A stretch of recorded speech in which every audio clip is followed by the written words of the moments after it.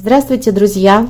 Сегодня мы расскажем об интервью Eurasian Fan Club с Лилией Виноградовой, российским поэтом, автором многочисленных текстов песен российских и зарубежных популярных исполнителей, постоянного соавтора Игоря Крутого и других известных композиторов.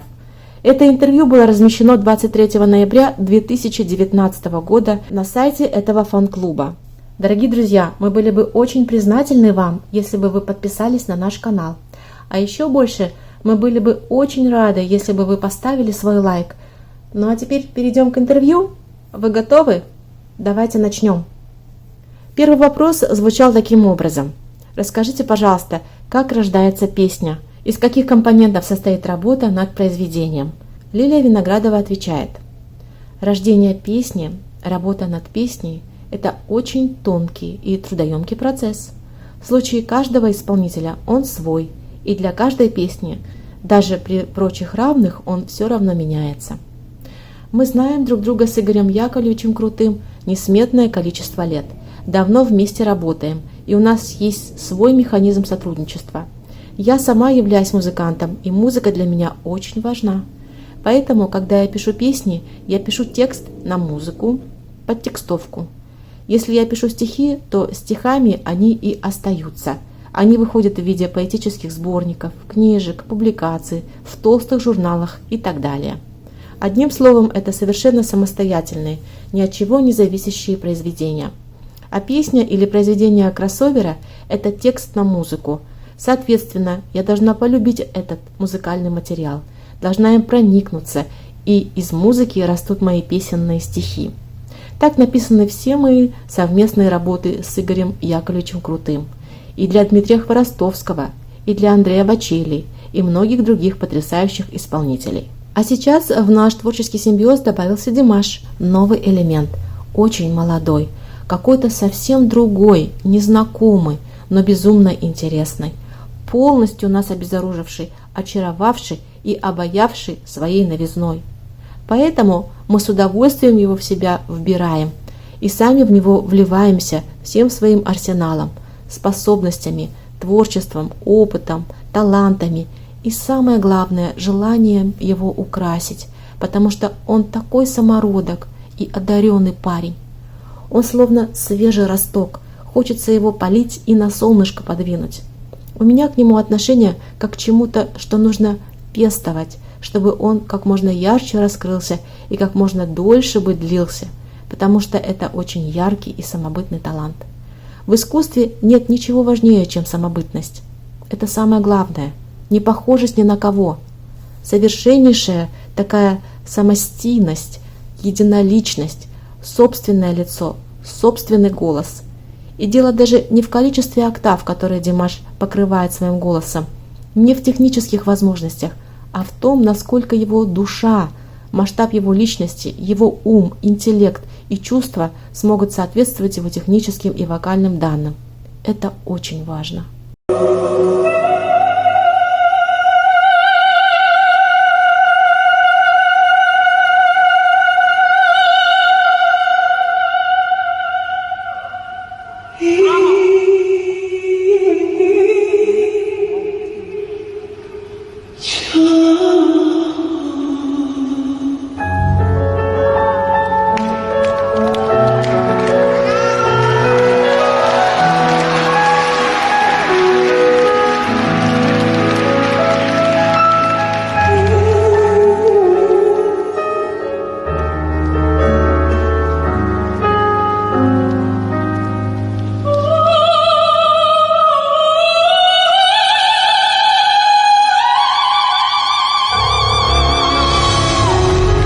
Следующий вопрос был задан Лилии Виноградовой.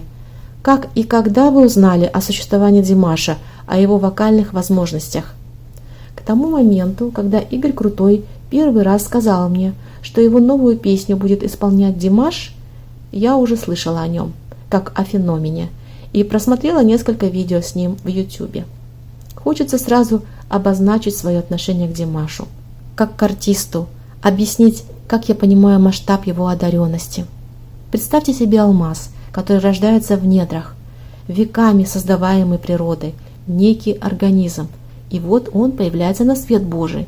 Люди имеют возможность на него смотреть, с ним соприкасаться и получают от этого удовольствие. Природное дарование Димаша сродни такому уникальному самородку. Он очень молод. Ему есть с чем работать и есть на чем основываться. А далее все зависит от того, как Димаш распорядится этим дарованием, насколько будет стремиться к самосовершенствованию, будет ли он трудолюбив, не будет ли стоять на месте и сможет ли пройти огонь, воду и медные трубы. Это очень важно – пройти испытание славой. На него свалилась известность планетарного масштаба, потому что его дарование нашло поклонников на всех континентах, а не только на постсоветском пространстве. Хочется верить, что он сможет пройти это испытание медными трубами. Самое главное и самое тяжелое – многие на этом ломаются. Кроме того, важно, чтобы человеческая личность не ударила в грязь лицом по сравнению с одаренностью, с талантом, с Божьей искрой. Я очень надеюсь, что он сможет выйти победителем из горнила всех испытаний жизни и судьбы и будет соответствовать своему дарованию. Я желаю Димашу этого от всей души, потому что очень сердечно, тепло и искренне отношусь к нему.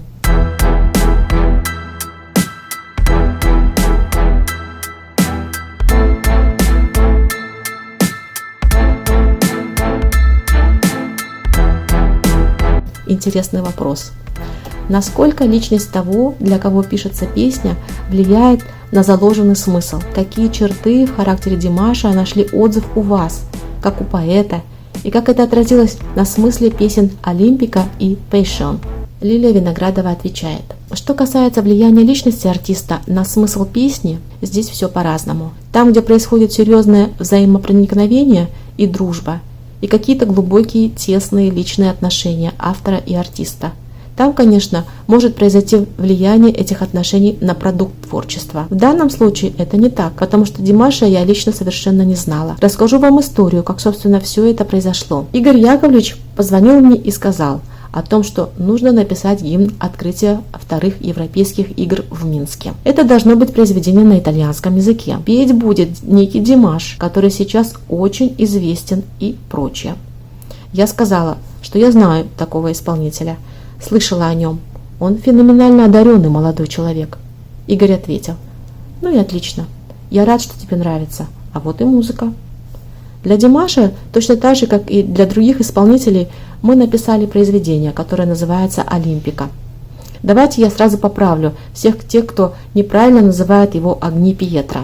Я думаю, что это неправильное название родилось из первых двух слов текста. На самом деле песня называется «Олимпика», потому что она написана специально для вторых Европейских Олимпийских игр. Что касается содержания этого произведения, то оно было обусловлено целью написания этой песни, которая должна была открывать вторые Европейские Олимпийские игры.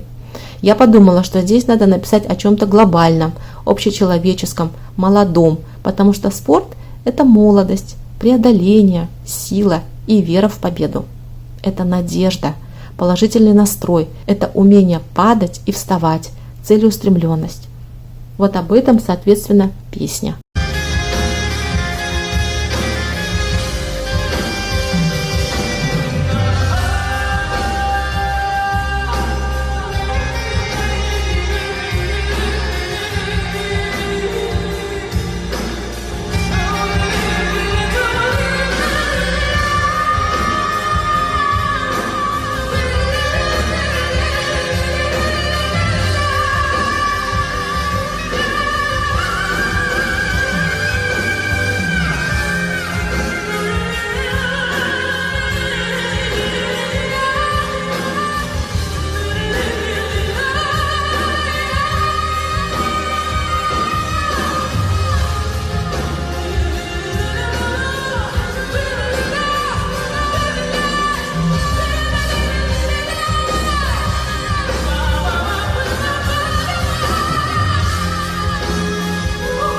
Следующий вопрос, который касался ее как поэта, прозвучал так. Были ли вы, как поэт, вольны в выборе смысловой составляющей при написании текста? Кто задавал тему и настроение в этих двух будущих композициях? Как проходила работа над этими произведениями? Никто и никогда за мою долгую карьеру не указывал мне, про что должна быть песня. Это я всегда решаю сама. я вдохновляюсь музыкой. Музыка всегда является для меня той почвой, из которой растут образы, мысли, идеи и концепция моих стихов. Но решение всегда за мной. Конечно, я советуюсь с композитором, с исполнителем. В случае с Димашем мы с Игорем показали ему уже готовое музыкальное произведение «Олимпика», которое он принял сразу, так как оно ему очень понравилось. Я, конечно, переводила ему с итальянского языка текст, когда мы с ним встретились для работы в студии. Как всегда, я была на записи, потому что непременно присутствую на записи всех своих произведений. Это для меня очень важно. Я привыкла работать с исполнителем своих произведений не только с точки зрения чистого произношения, но также с точки зрения их интерпретации, понимания и трактовки. Димаш не был в этом случае исключением. Что же касается Passion, мы с Игорем написали эту песню как обычно. Я сделала подтекстовку на его музыку, Димаш получил это произведение и прослушал его уже готовым, таким, каким мы его написали. Ему очень понравилась эта вещь сразу в лед. Он влюбился в эту песню и захотел ее сделать. К сожалению, в отличие от «Олимпика», которую мы записывали на нашей студии в Москве, нам не удалось поработать над Passion вместе, как мы планировали, в силу большой занятости Димаша. На этой студии мы работаем с лучшими профессионалами, такими как музыкальный продюсер Анастасия Мухина, звукорежиссер Игорь Полудюк, и на которой записывались Хворостовский, Анна Нетребко с Юзефом Айвазовым, Суми Джо и Лара Фабиан. «Олимпика» мы записывали вместе, и я присутствовала на записи. Как всегда, поработали с Димашем над интерпретацией, над тем, какие акценты он расставляет, над произношением, потому что язык ему не родной. Ведь речь идет о казахском исполнителе, для него даже русский язык является иностранным, хотя он владеет им очень хорошо. Кстати, он свободно говорит по-английски, у него очень хорошие способности к языкам, и он замечательно поет на иностранных языках. Следующий вопрос был задан Лилии Виноградовой. А сейчас вопрос о песне Passion. Премьера Passion состоялась в Сочи и осталась ярким и незабываемым эксклюзивом новой волны. Многих поразило то, что само произведение предстало как мини-спектакль, какая в него была заложена идея, что должен был увидеть и почувствовать зритель, как возникло это многоплановое сочинение. Лилия Виноградова отвечает. Смысл Passion – это обращение человека к самому себе, потому что каждый из нас является носителем целого мира, Вселенной. Все внутри нас. Вообще, страсть присутствует в человеческой жизни от первых мгновений ее начала до самых последних мгновений перехода в другую субстанцию человеческого существования. Человек разрывается между карой, наказанием и наслаждением, стремлением к удовольствию, к радости, ко вкусу жизни, вкусу бытия. Это абсолютно человеческое свойство, так же как дуализм земли и неба, дуализм добра и зла, дуализм жизни и смерти. В этом и есть суть человеческого существования. Страсть как неотъемлемая часть всей человеческой жизни во всех абсолютно ее проявлениях, не только в отношениях между мужчиной и женщиной. Для работы над Passion у Димаша было очень много времени. Он был зажат в рамки собственного гастрольного графика, и нужно было успеть к новой волне 2019. Мы просто не смогли совпасть по времени, чтобы порепетировать. Мы привыкли с Игорем летать в любую точку мира, удобную для нашего исполнителя, но с Димашем нам не удалось это сделать. Поэтому работа эта осталась незавершенной, и мы договорились, что еще вернемся к ней, чтобы соответствовать высочайшему уровню, который он сам себе задал, чтобы соответствовать самому себе.